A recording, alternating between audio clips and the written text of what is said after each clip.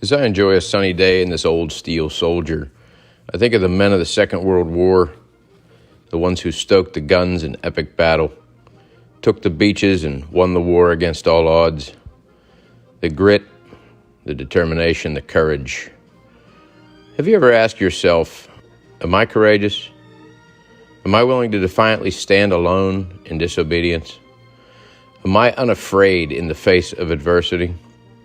Or does fear dominate my decisions? It's impossible to understate the stifling effects of fear.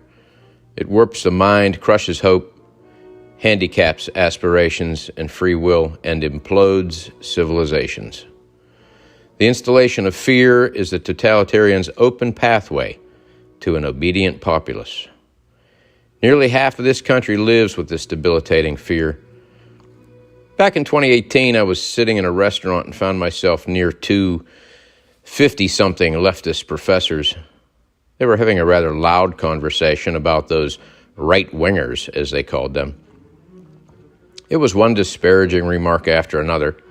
There was one insult that was, by any objective measure, extraordinarily outrageous. One exclaimed to the other how right-wingers live in fear. "Oh yes, they're afraid of everything," said the other.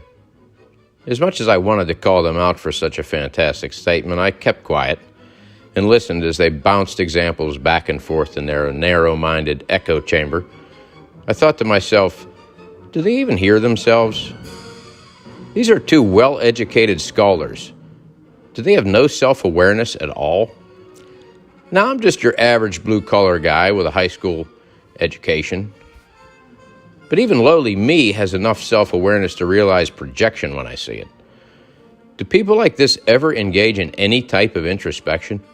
Do they ever evaluate their beliefs? Do they ever question themselves? It seems the answer is no. No, they don't. Such obvious and blatant projection. The left lives, breathes, eats, and sleeps, and bathes in fear. They are steeped in it. It governs their every action. They would never even consider deviating from a single bit of prevailing leftist dogma. They are far too afraid of cancellation to engage in anything resembling introspection. They live in fear of everyone in their own sphere. Those in that sphere demand 100% adherence, and they lack the courage to deviate. As we found out later on, they would don their masks and hide inside their homes while everyone else was out keeping the world moving. "You're killing Grandma. You're endangering us all by not wearing your masks. You're a murderer." That's what they'd tell us. Their cowardice is so severe that they couldn't begin to understand that some of us were not at all afraid of the virus. Yet they demanded that we obeyed their edicts out of their abject fear of yet another Chinese flu. They then demanded we be injected with some experimental liquid.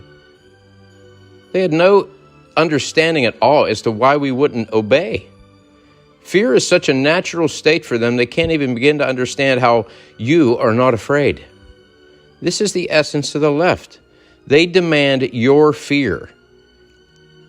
If you're courageous in your speech and actions, they can't stand you. Is it any wonder why they are the most unhappy people in society? That's the reason why former leftists are so welcomed by the so-called right wing. People on the right aren't happy because they found a new advocate. No. They're happy because a fellow human being finally said no to living a life guided by paralyzing fear. They're happy because reason defeated arbitrary. They're happy because someone found the courage to liberate themselves from that which they fear most. And what is that, you ask? Other leftists, of course.